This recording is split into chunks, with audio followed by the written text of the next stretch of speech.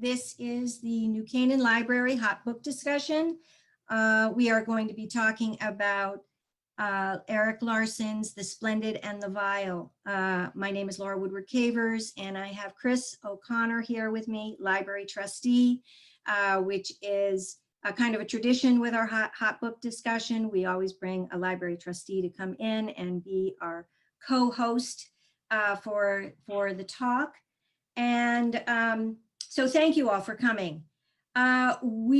Just to let you know, this is now a webinar. We were scheduled to be a meeting. However, there was so much interest in the conversation that we were going to have tonight that many people were registered, and that we wanted to open it up to as many people as possible. And the meeting portion of Zoom it cuts people off. So we wanted it to be to a larger audience, and therefore we had to move to the webinar format, which means that the discussion part is going to be a little bit more difficult in that everyone is muted except for Chris and myself, but you are able to put questions and answers into the Q&A at the bottom of the screen. If you were to put your cursor down toward the bottom of the screen, you will see a bar, sort of a toolbar will show up, and you see there's a Q&A button, and you just go ahead and click on that, and you can type in any of your questions, or if you hear us talking about something and you want to give us more information, please do put that right into the Q&A, and that will be and we will be able to see it sometime during the event. There is a chance that if we have time, if we can do it, I can unmute some people, or maybe all people. But if we do have the numbers that are interested in listening to this, it might be very loud and a little chaotic. But anyway, we're going to try our best to let everyone have a chance to ask a question or just really fill in about this amazing period of history that Erik Larson wrote about. And it was just 1 year of history. Truly amazing. So anyway, ladies and gentlemen, I'd like to thank Chris O'Connor. Thank you very much, Chris, for joining us. And I just want to ask you, Chris, when did you hear about Hot Book, and when we asked you, or was it that it was Erik Larson's book and you said, "Oh, me next, please"? Yeah. Which was it? Was it Erik good Larson? Question. Thank you, Laura, and thanks everybody for joining. I'm really happy to be here. I joined the board of the library a few years ago. My wife Emmy and our 6 kids all have used the library for a lot of time in the many years we lived in New Canaan, and I was very, very happy to get involved and help out a little bit with the library. I have followed these discussions when they come up and they're posted, and there was a bit of a request for someone to raise their hand when on this book, and I had just read the book, and which is why I raised my hand. But interestingly, I picked up the book really more because I remember Erik Larson, and I had read Devil in the White City, not because I was am a World War II buff or a Churchill buff, or there's going to be lots of people on this discussion who know a lot more about Churchill and World War II. But it was really Erik Larson, and how much fun the Devil in the White City was that drew me to the book in the first place. And I'm glad I raised my hand because I learned quite a lot in the reading and then the rereading to get ready for this session. Yeah, I actually also, Erik Larson, I was introduced to him through Devil in the White City, but then I also read in another very good book and World War II book by Larson is In the Garden of Beasts, where he actually writes about Ambassador Dodd, who is in Berlin the years prior to Hitler rising. and during the rising of Hitler's and the Third Reich and all of that. And it was compelling to, again, another historic, but like a novel type of book about what was happening in Berlin at the time, and Dodd's family. So it's a great companion piece for this particular book if you're interested. And I know there are a lot of World War II buffs in this library, so maybe everyone's already read it, and I'm just one of the last ones. But then this is but now Splendid and the Vile. It's a great cap to Erik Larson. So I wanted to basically just to give a brief synopsis of what is Splendid and the Vile. It's about Churchill, and it's only 1 year in the life of Churchill during the time that he began as prime minister to one of the largest bombings by the Germans onto London and England, and where finally FDR says, "I will help you."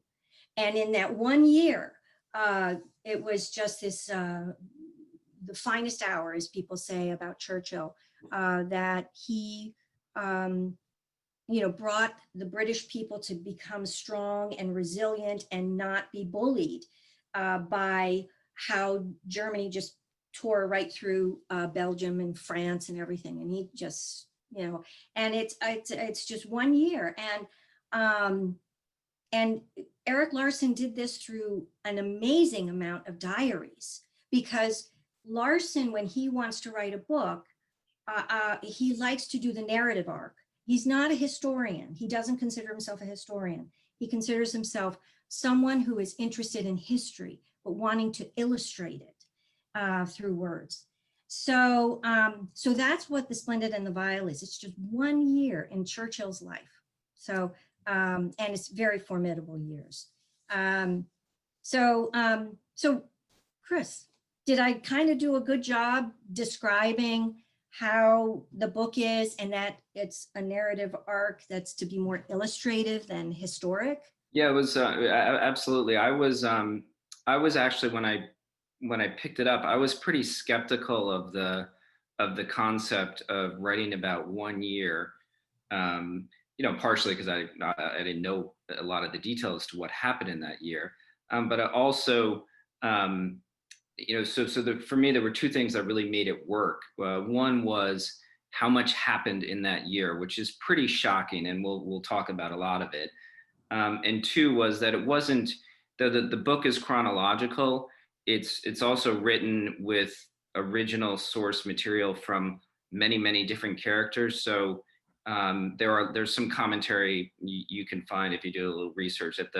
It reads more like a novel than nonfiction. But it is nonfiction, and there's quite a lot of original source material. And so that made it, very much a page turner. I think the way it was written and the depth of the research, really worked. And then I think when you go back and realize all of the things that happened in that year, it kind of makes sense to focus on 1 year, because there was certainly a lot of material. And we'll talk about some of it, but again, as you look backwards, it's pretty shocking, all of the things that Churchill and the United Kingdom lived through during that time period. And so in that 1 year, I was brief about it. Do you want to do a little bit more on like when, PM, like what was happening in Europe when he became PM? Sure. And then straight, kind of give that year and Yeah, so this was the spring of 1940. I'm going to get the exact dates. I have to look back at my notes. Wrong.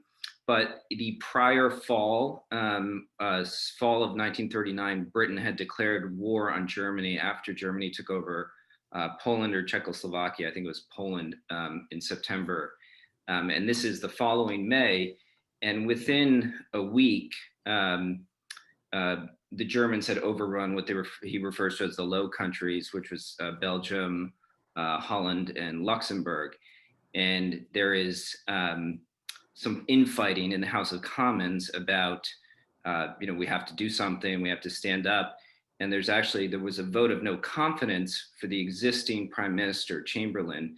And that's kind of where the book starts. And I think it's pretty hard for us today to imagine what that might be like. But for example, if there were 3 or 4 countries that were about 100 miles from New York that were taken over by an enemy, and our government was in the process of voting out the existing leader, you can imagine the tension in the streets. And at that time, all of Britain really expected that they were kind of next. And so it was in that environment where the book starts. There's a vote of no confidence against Chamberlain, the existing prime minister, who then goes to the king. And Chamberlain and Churchill were not friends. And the king asks who Chamberlain recommends, and rather than Lord Halifax, who was the next in command, he surprises the king by recommending Churchill. And that's really where the book starts. And so he becomes prime minister, a day or two after Germany has overrun the Low Countries. It's obvious that France is going to fall sometime soon. And basically the population of Britain is starting to wait for an invasion. And then, it rolls on from there. But I think the beginning is pretty shocking. And what I do recall is the king also was wanting Halifax. Right. And yet it was the people that already were kind of behind Churchill. He was popular already. Yeah. So I thought that was interesting that they succumbed to at this time. Maybe, the government as well as the king realized, what, we really do need to have someone that the people like, because we're about to go into, I don't know that, this is just a supposition by me, but I just think, wow, that they did not like Churchill at all. They wanted Halifax, but, and the people weren't voting. Also, it was a chosen thing, and right. But he was, they could feel that he was already the people's choice. So that I thought was also very, very interesting. So I wanted to go on about Larson for a little bit. There was this interesting article I read about Larson, about why he wanted to write this book, and he was. I may have some of my timing wrong, but he was in London, and it was I can't remember if it was because he was trying to write a book about World War II, and he didn't quite know what it was going to be, but he was in London, and it was a kind of one of their rainy, foggy days, nights, and he happened to be in a nice historic area, and he was looking out a window, and he just in his mind started to see the planes coming. And he started to think about, and I guess he was doing some research on the Blitz, and he could not imagine what that was like. And that's where he started to think about, I want to write about what it was like to be in London during the Blitz. And he started to do research on how he was going to do that. And he then thought, why not the PM's family? That would be, there's treasure troves of information about that. It would be, but it also would be right at the seat of all the decision making and a lot of the drama. And so that is how he started to embark on that. And then the other interesting thing that happened with Larson is he moved to New York City. He is from Seattle. I don't know if he's originally from Seattle, but anyway, he was living there with his wife, and they moved to New York City. And he actually was glad to be in New York City also as he was sort of writing this book, because he could see how, the resolve that New York had to go through regarding 9/11. Though he said, 9/11 was one particular crisis and total catastrophe. And then another was the Blitz that was 57 days, 58 days of constant bombardment. It very different types of things, but still there's a resolve that he could get a sense of. And I've talked with a lot of writers, and they can actually feel things in the air in some way. So they like to get into an area and be where everything is that they're trying to write about. And I thought that was an interesting thing I read that Larson said about being in New York City and writing this book, and feeling that it was very much helping him with his craft and getting this book done. So yeah. So what kind of book do you think it is, Chris? Do you think it's a book about history, about World War II? Do you think it is about, it's just a biography of Churchill? Or do you think it's a history of, or a glimpse into family, friends, or like a country in crisis? What kind of a book? I would sort of go with the last point, which was more about the people and the country in crisis, and less about the specifics of World War II. But I think it was quite a lot about how do people respond in an environment like this, where they're sort of on the verge of disaster, or they're living through disaster every day, and the role of a leader in that type of environment. And we'll talk about it, but we could spend the whole hour on all of the speeches and the quotes that are now, we still talk about 70, 80 years later, that all actually he uttered in this one year, and frankly a lot of them within the first month. And so I thought that was about getting the people to have resolve, which somehow he started off with, even though they had a very weak hand at the beginning. So anyway, so I would say it was more about sort of the people in that type of environment, with a very healthy dose of family dynamics and World War II detail, which was quite interesting. Yeah. So I've created, with great help from Kayla, our technical guru, a poll, and I'm actually thinking of, I want to ask that question of the audience. The audience I'm going to send to you, put it onto the screen, launching a poll where you get to choose what kind of a book you think that this is, for those of you who have read it. The choices you'll see will be a history of World War II, a biography of just Churchill, or is it a book about family and country in crisis? And just go ahead and choose what you think it is, and we will see what everyone thinks about this question. So go ahead and answer those.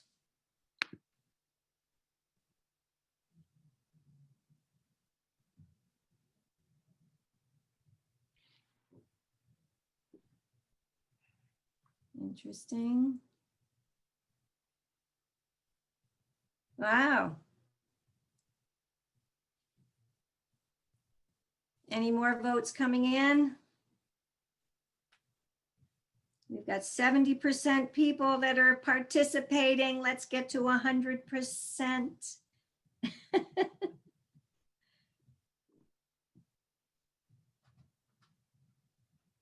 There's even a question there that you are, or an answer that you haven't read the book yet, so you're safe.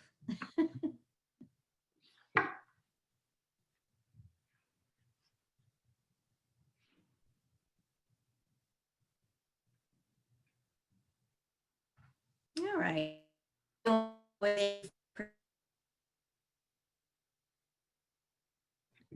to get your vote in?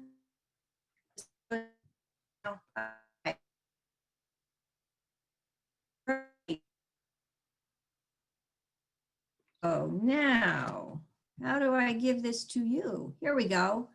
All right, so now I'm going to share the results with you. So there we have it. Can everyone see what the poll is? Let me see.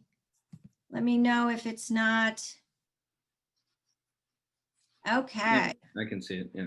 Yeah, great. All right, so it looks like a lot of people are saying it's all of the above, and certainly it has all the elements in there. I agree, but but everyone who has read the book has said that definitely it favors the family and country in crisis. And that is definitely the choice of Larson to really bring in the emotional aspect of the war. It's not necessarily about troop advancements, or it's not about the machinations of the warcraft or as much as it is about the people that are having to rise to the challenge, and all different people. So yeah, I agree with everyone, and I know that Larson will be very happy to see that he hit the nail on the head about that, because he definitely, that was his whole purpose, was the narrative arc. He looked for the narrative arc everywhere he could in the stories. I mean, in the stories of the people of the diaries he was reading. So those of you who haven't read the book yet, hey, don't worry about it. We've got lots of copies at the library, and just put your book on hold, and you'll read about this amazing story. All right, so onward. Oh, let's see, someone has just put something in the chat. Oh, okay, so yeah, it's a book about leadership, a book about resilience. I agree. I have seen the style as narrative nonfiction. It is almost by definition very dependent on diaries. Yes, something like, it seemed that he was very devoted, or not devoted, but that is what he was predominantly reading up on, was the personal accounts. So let's see what other people have said. Does anyone else want to make a comment about Larson and the style of writing, and how you're feeling about his style of history? Just put it right in the chat, and we'll come back to it in a little bit. So now, since we're talking, we're going to move on to, since we've been talking about diaries and talking about the people who inhabit around Churchill, let's start talking about the people. And, yes, Larson read a lot of the diaries. I think there's also personal accounts of people watching other people that he got into.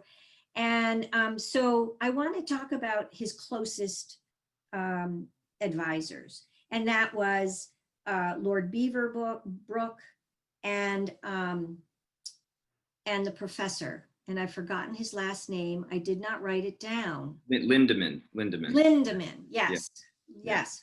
So Beaverbrook seemed like an old chum from his childhood days. I could be totally wrong. So I'm now switching to Chris in this, but he really did seem like this person that has always been in Churchill's world. And so Churchill just could always rely on him. He's always been that childhood chum. Is that about right? I kind of thought that at the beginning, that it was just somebody that he trusted and he knew well, and he wanted him around because he relied on him. However, when you get a little further into it and you think about the importance of the task that he was given with the Air Ministry, I was rather impressed with what Beaverbrook apparently was able to do. And then the way I thought about it after sort of going back the second time was that, this was really about an air battle between Germany and the UK. And at the very beginning, the UK was very at a great disadvantage with respect to number of aircraft and the ability to get aircraft back up and running. And this Beaverbrook, sort of the virtue of hard work and of just being a force of personality, was able to coordinate all of these different functions. And within a very short period of time of getting the job, he increased basically the output of new aircraft, repaired aircraft, and engines by many percent, 50% plus within weeks. And this is not a book about sort of World War II just air battles, but if not for that, in the early days, things could have had a very, very, very different outcome. And just think about how complicated it is to produce aircraft at scale and quickly. And Churchill obviously knew this was someone who was capable of that, but it's pretty amazing just the impact that this one individual had in the background. And I also was thinking how he just had an amazing command, yet it didn't seem to be dictatorish, or I don't know what to say, but he had such a command and capability to understand how manufacturing and how to get it done. And he also understood that he needed to spread it apart because there were dangers of the German bombers totally obliterating an entire factory if they were all being built in one place.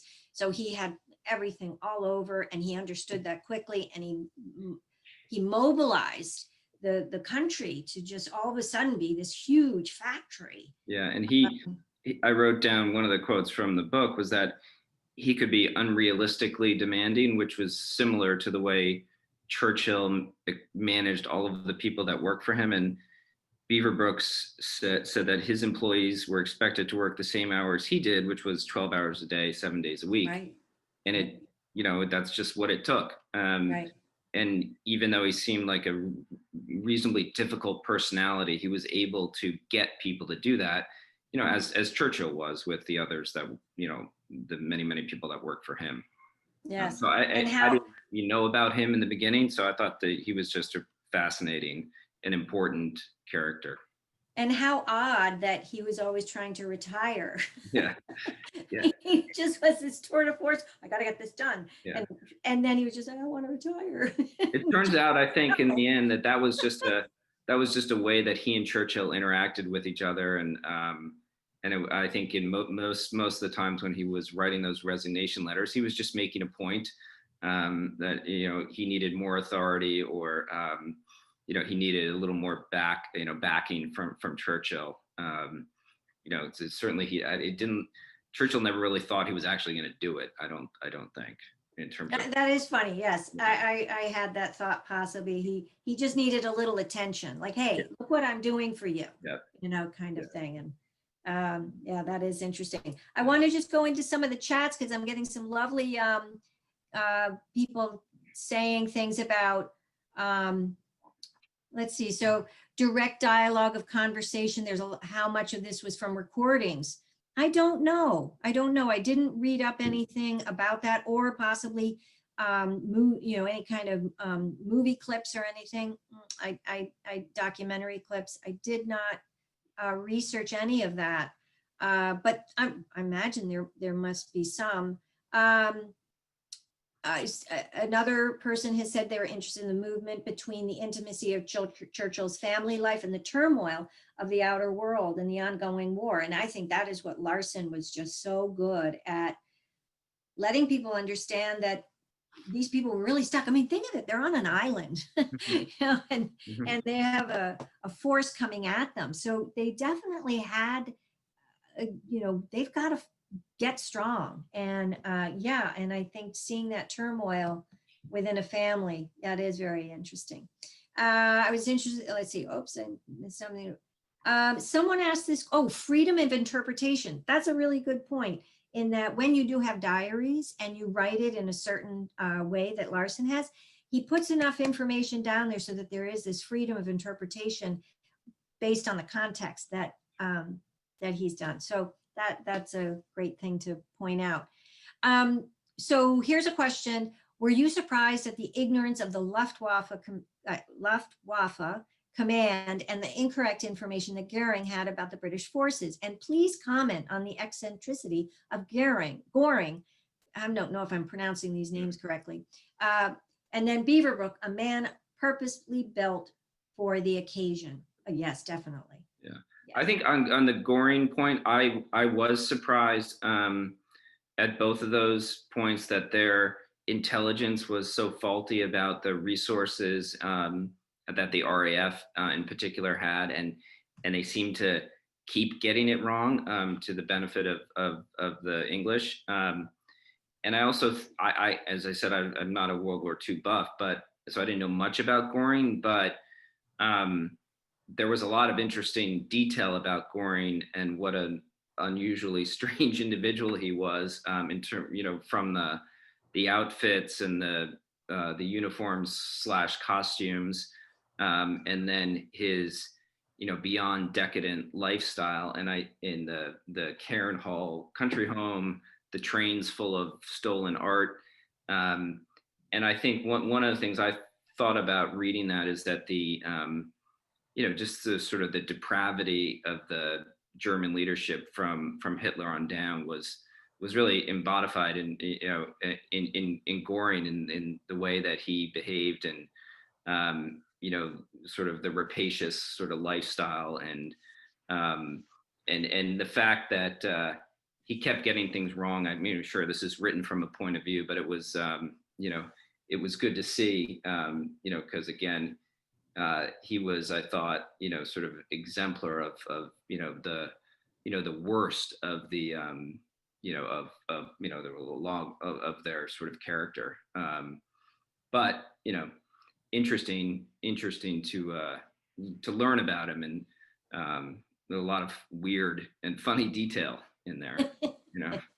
Yeah. I want to read an answer someone had given. My father, who is 89, lived through the Blitz in England, in London. He describes very much the sense of community that bonded Londoners, and Larson captures this extremely well in the book. And as the war went on, made Londoners feel stronger and invincible, rather than the effect that the Germans thought it would hope to kill resolve. That's very, thank you for sharing that with us. I can't imagine what that was like to live through the bombings of the Blitz, or any of the bombings that are happening now all around the world that's going on. But since I can't imagine what that was going to be like at all. To move forward, just to keep going, what about the professor? He actually was in a totally different building, but it was kind of the, it was the Bletchley crowd and all of that. You tell us some more about the professor, Chris. Yeah, I mean, what I thought was, I mean, there was a lot of interesting description of him as an individual, a vegetarian, sort of the same meal, at lunch and dinner, and sort of this odd stuff about that. But what I really thought was interesting about him as part of the story of this year was, he was sort of Churchill's, eyes and ears into technology, and some of it, some of his ideas for sort of airborne mines to protect London. I mean, some of his ideas just didn't work, but it was really interesting to me that, I would have thought, Churchill started off and, throughout the years sort of relied a lot on just his own courage and conviction and his ability to rally the country and the people. But he also wanted to be, ahead of the Germans from a technology perspective. And if there was an angle to outsmart them or to come up with an innovation that would give them an advantage, that's basically what he tasked the professor with. And it was really interesting that he was, he had, the professor, had his ear. He was not the head of the army or the head of the Navy. He was just a really smart guy who was able to figure out, what is happening out there from a technology perspective that would be advantageous. And there's a lot of detail around how they figured out that the German Air Force had a more advanced sort of radar system to help them navigate at night when there were clouds. And that was, very important discovery. We also hear a lot about the Bletchley Park crowd, which there was a very famous movie made about, which were the code breakers. And Lindemann was sort of Churchill's window into all of this, but also, he was a reflection of Churchill's interest in basically figuring out how to stay ahead of the Germans, who had had many more years to prepare for this type of battle that was going on. My favorite, it wasn't really the two big, Beaverbrook or the Professor, but I just love the story about the lesser officer, if he was an officer, maybe he was an airman, and he figured out the beams. Oh yeah. And he figured it out, and he started to talk to his superiors, and then they started to see this pattern.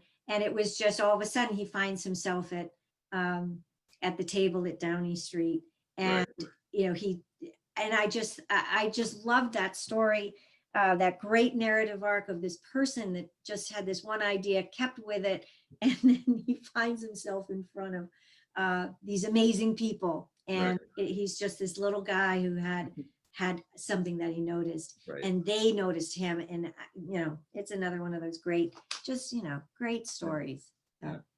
That was good to find out about that, and I forgot his name. Do you remember his name? I don't remember his name. No, he was just this person that. Yeah, he was a very young airman. Yeah. Right. Yep. Right. Okay, what do we have over here in the chat? Complacency of the Germans was notable. They apparently thought that the English would cave like the other countries on the continent did. I agree. Chris and I were talking about this earlier, how we were so curious why Hitler kept saying, oh, let's have a peace talk, let's talk about a treaty.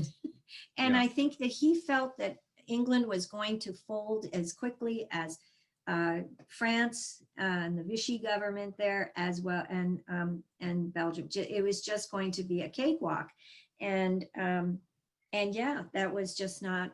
The Germans really were wrong. They had a high sense of themselves. Yeah. Do you agree with that, Chris? Oh, absolutely. I mean, I didn't know that about it before reading this book, but it was amazing that the hesitation and the sort of which allowed the UK to basically build up their ability to fight back. But even I wrote down some of the quotes from Hitler. I think this was in July, so this was very shortly after France had fallen, which had basically not put up a fight. Hitler was thinking about how can he get England to fall as well, so he could then focus on going after Russia. And he told his head of the army that Britain's position is hopeless. The war is won by us. A reversal in the prospects of success is impossible. And then Larson writes, but Churchill was not behaving like a sane man. And Hitler thought there would come a time, just from the volley of bombings and propaganda and threats, that Churchill would be forced to negotiate by the people in England. And in fact, it was the opposite, that even Churchill had rallied the people so much that they ignored every attempt to engage in a discussion of peace or a settlement with the Germans. And then there was this, there was this event, which we talked about a bit earlier, where right after France fell, there was a concern about the French Navy falling into German hands. And Britain went so far as to bomb one of the French ships, which was hesitating to turn over their ship to the UK Navy. And it was a very tragic and difficult decision for everyone in the UK. 1,500 French sailors died. But there was an element of, proving to Hitler that they really meant business. And that even at this time, when they were trying to build their Air Force and prepare, they were not going to take any chances with the French Navy falling into his hands, which would have been disastrous. And so, who knows? But it appeared that played a part in giving the Germans some pause. So I see some really great questions, or some people needing a little more understanding of the radar that changed the course of the air battles. I think that the radar, and then there's the beams that go out, I think those are two different things, because they also had the radar to really see the the German aircraft beginning to form on the French coasts. But if it's the beam that they would track to go across, the German bombers were able to follow a track. It was just some sort of a beam. I don't know quite what it is, a tractor beam in some sort of a way. And I know I'm not using the right terminology, but they would be able to follow it, and therefore they could fly in a way blind. They could fly during rainstorms, and also because of the blackout down on the ground, they wouldn't be able to see the formations, so they could very much be able to fly at night and be able to then get to their targets because of this beam. And then they had cross beams. It was pretty sophisticated, but the British started to figure out about these beams, and they could kind of break them up a bit. So the Germans started to say, hey, wow, we're bombing in the wrong place now. How is that? Yeah. And the big innovation was when they figured out that the Germans had a sort of two radio signals that could cross at a certain point, right. which meant if a German pilot is flying along on one track and listening to that signal, when they hit the other track, the sound would change, and they would know that was where they should have dropped their bombs. So they didn't need to. They could bomb when they couldn't see, that was the big. That was the frightening part for the British. And then the British figured out that since it was a radio frequency, they could try and jam it and sort of get them off track. And it it helped. It didn't eliminate the risk, but it helped, obviously. Mm. So I wanted to just say, Ellen Cravato, who is of the library, she has put in the chat some great suggestions of books and movies and all that. So if you want to get more information, there's Clementine, a book about Clementine, Churchill's wife. There's the movie about the Bletchley people, imitation game. There's a Dunkirk, great movie.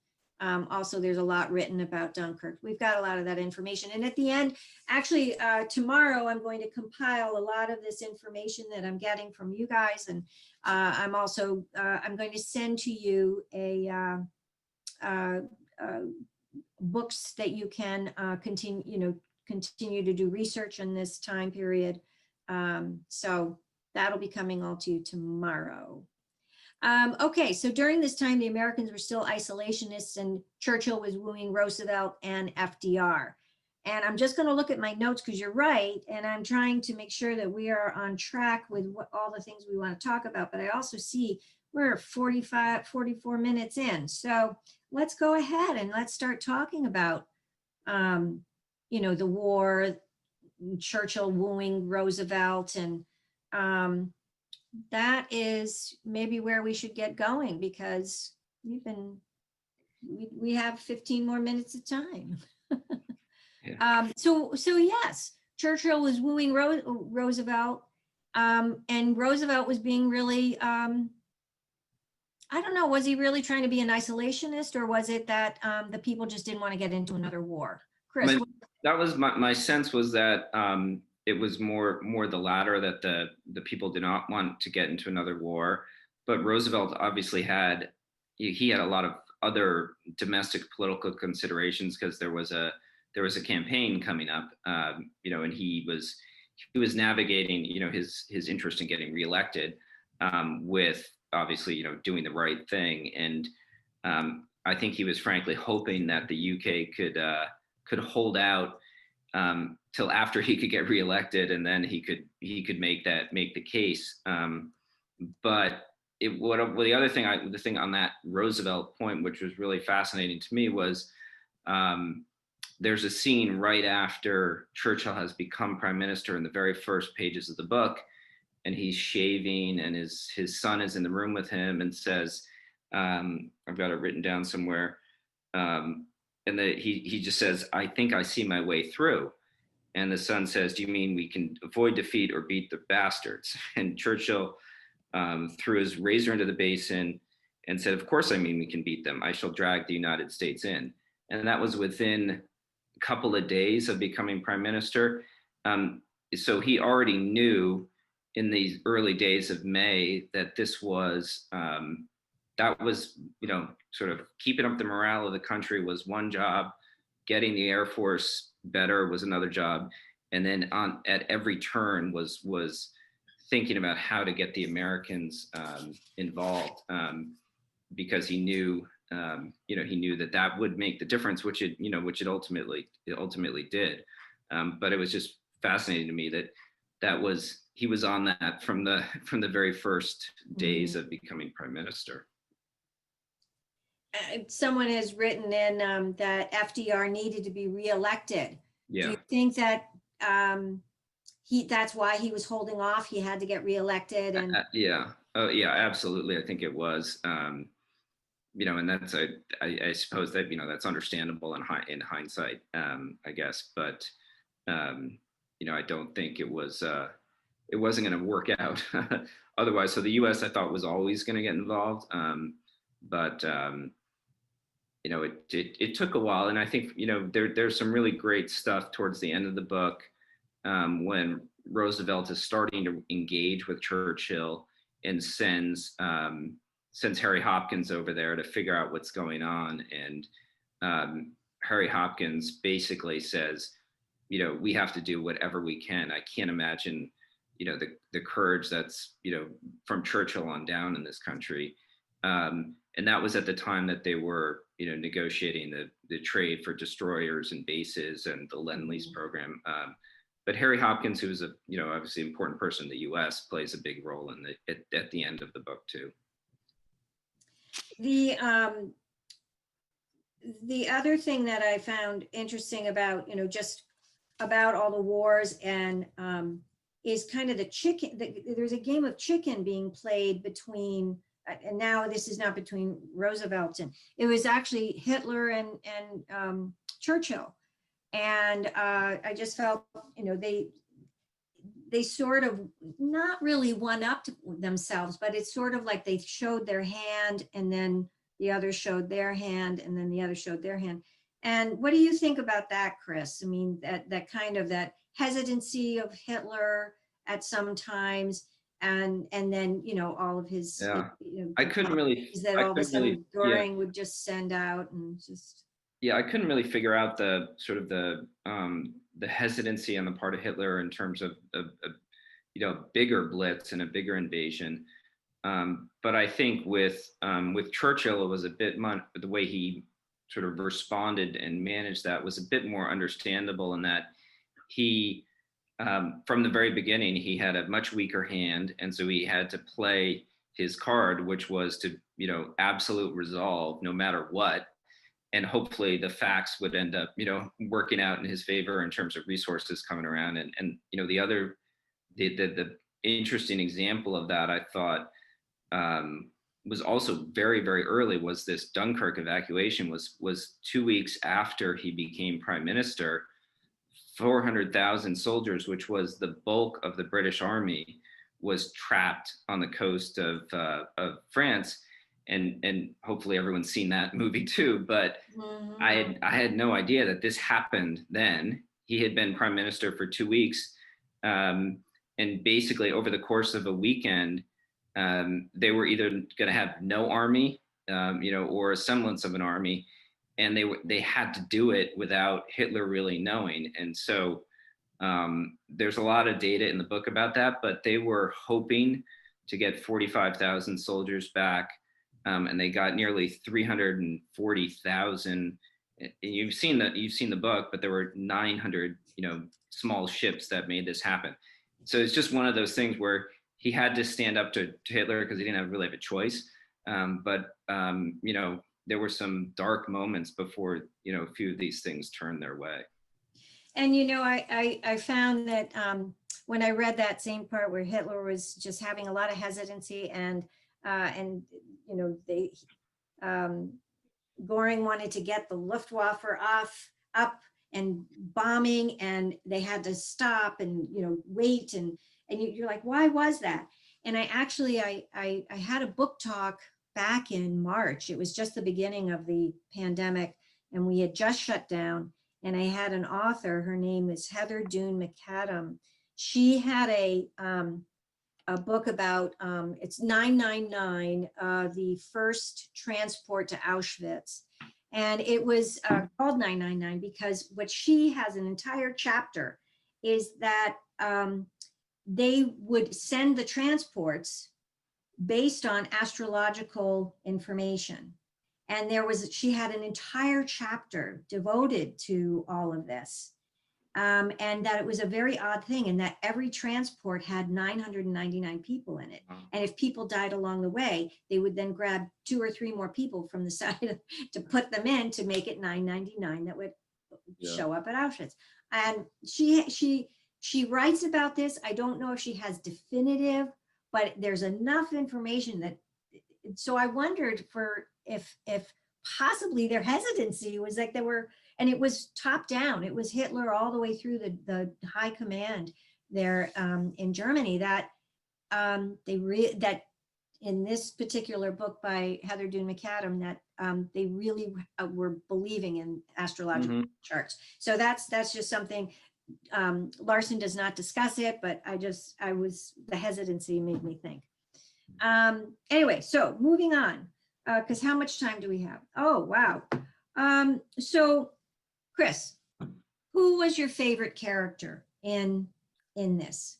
I think, look, Churchill, but that's well, other than Churchill. Other than Churchill, I would have said Beaverbrook, Hopkins, and probably Churchill's wife, Clementine, or Clemmy, who made a lot of appearances sort of early in the book, and was obviously, a very, had the same sort of courage and resolve, and she wouldn't take anything from anybody sort of attitude that Churchill did, and there are a lot of good stories about her. But there were so many of the famous Churchill quotes that happened during this year that it's hard not to come back to him. Yeah. My favorite was Mary. I just loved her vision of the world. She was 17 years old when this was happening, and so there was just this vivaciousness of her life that was just going to happen, and yet she was also all very concerned. And Mary went on to become a leader of a over 200 woman anti-aircraft battery. So she started as a 17-year-old, just seeing the war and understanding it, and still trying to run off with RAF airmen into the barns and snog and all that sort of thing. And she was definitely full of life. But then she then did become an anti-aircraft gunner, and then in charge of a whole bunch. So that was I thought very interesting about her. And then I just loved Hopkins. I just thought he was it was sort of like an odd equivalent to Churchill. And I did like Hopkins a lot as well. Because we're really running out of time here, I have one more poll, one more question I want to ask, and it's about Churchill, and the question is, which of these two traits of Churchill's, his flamboyant confidence or cantankerous optimism, was most successful during his first year of duty as prime minister? So I'm going to launch the poll, and everyone can go ahead and let us know what you think it was about him, his flamboyance or his cantankerousness. I'm curious.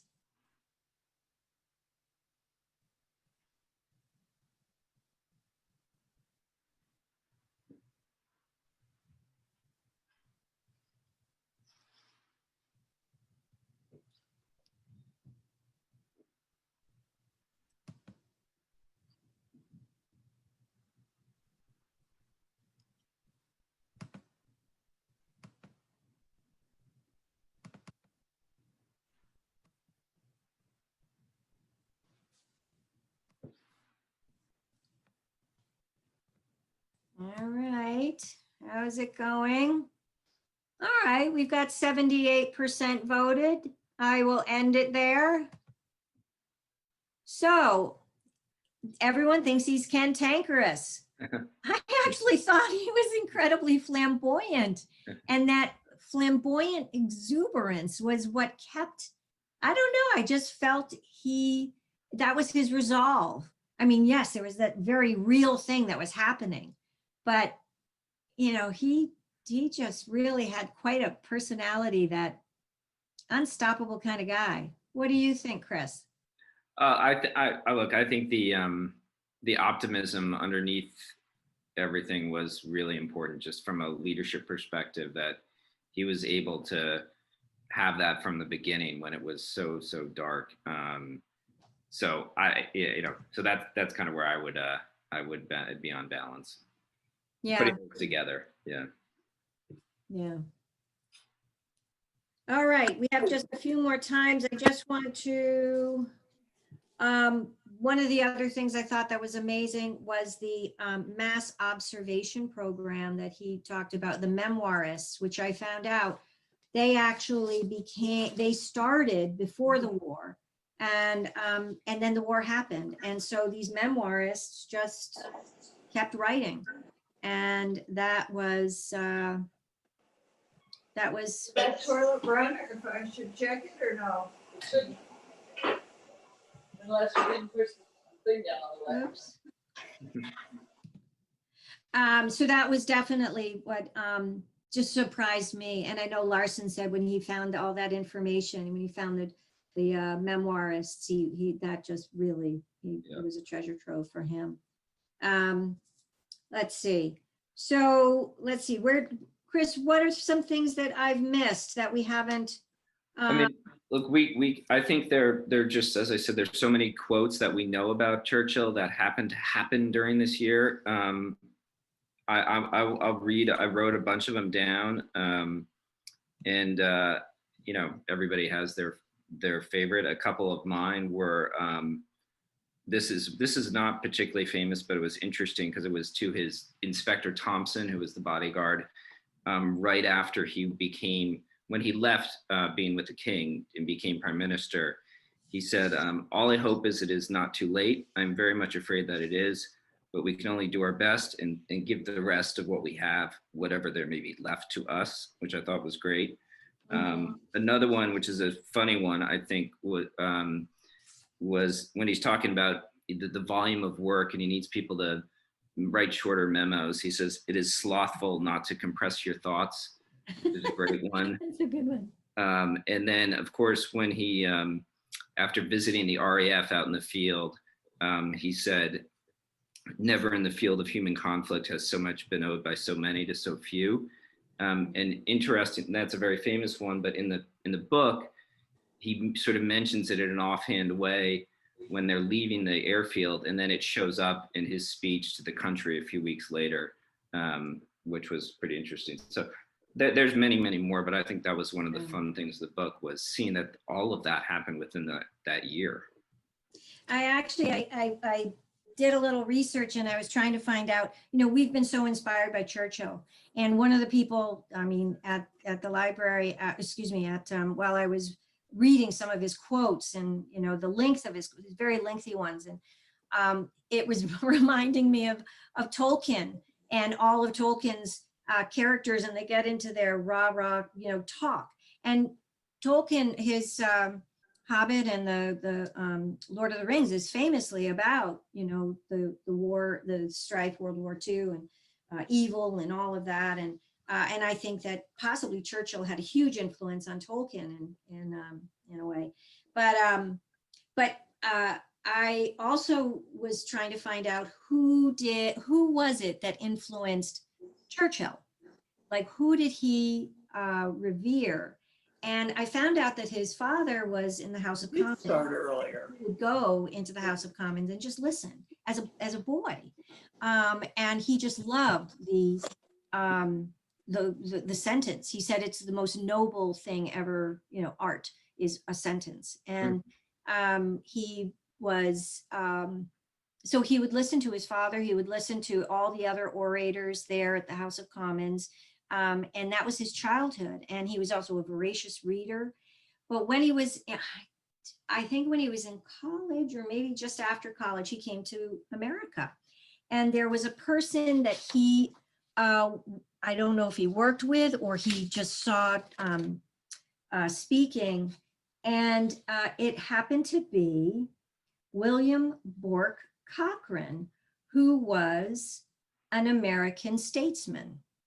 And this is what Churchill wrote. He said, "It was not my fortune to hear any of his orations, but his conversation in point, in pith, in redundity, in antithesis, and in a comprehension exceeded anything I have ever heard. He taught me to use every note of the human voice as if playing an organ. He could play on every emotion and hold thousands of people riveted in great political rallies when he spoke." And so that was an American statesman. He was a New York State statesman. Bork Cochrane was his name, and Churchill favors him as an inspiration for him. I just thought that was interesting. Thought you'd like to know. Great. All righty. I think we're about to wrap it up. One of my favorite quotes was Churchill talking about Harry Hopkins. And this is, to me, it was, there's all this great oratory and, we're going to rally and be strong and all that. But this was a really pointed description of a person that you can tell Churchill just is in awe of. And it was about Harry Hopkins. And this is what he said. "He was a crumbling lighthouse from which there shone the beams that led great fleets to harbor." Simple, direct. And I just loved it. And I thought, what an amazingly compassionate way to talk about a person. Okay, did I miss anything, Chris? Because we're coming up to the hour. Oop, we're past it. We covered a lot of it. It's hard to get all of it in an hour, but it's been fun. All right. Well, let me do one more question to all of you. I'm going to leave you're going to have to put this into the chat because I actually need people to just write out what they think about the answer to this question. And during this time, Chris and I are going to go off screen. I'm going to say my goodbyes. Chris will say his goodbyes. And it's just to just sort of wind up and say, what you have to say of this amazing person. And so what's going to happen is I'm going to then see all the chats or the whether you put it in the Q&A or you put it in the chats, I'm going to try and save all of them. And then I'm going to compile it all anonymously. There's no names that will be included, but I'm going to write, put down what everybody had said about the answer to this question. And I'm going to send it all with the information so that you will have this nice packet about tonight. And then all of the chats that list all the great other books to read or even the movies to see so that this continuation of the amazingness of Churchill will continue. So the question that I do, first I want to say, Chris, thank you so much. You were a great co-host. I had a wonderful time with you. And Kayla, if you're still there, thank you for helping with all the tech and everything. I appreciate that very much. And I want to thank the audience for being patient with us, going from meeting to webinar style and not being able to speak, but putting everything into the chat or the Q&A. I appreciate that. So the question is this, and you're going to put it into, put your answers into the chat, is if Churchill was leading today, if he was in a leadership position today, how do you think he would be handling this COVID-19 pandemic? And I leave you with that. And I thank you all for coming. And I thank Chris again. So everyone, good night. I will leave this open for a while so you have time to put in your answers if you'd like to. Great. Thanks Thank you. again. Thank you, Laura. That was great. It was good. It was very good. That was fun. Thanks.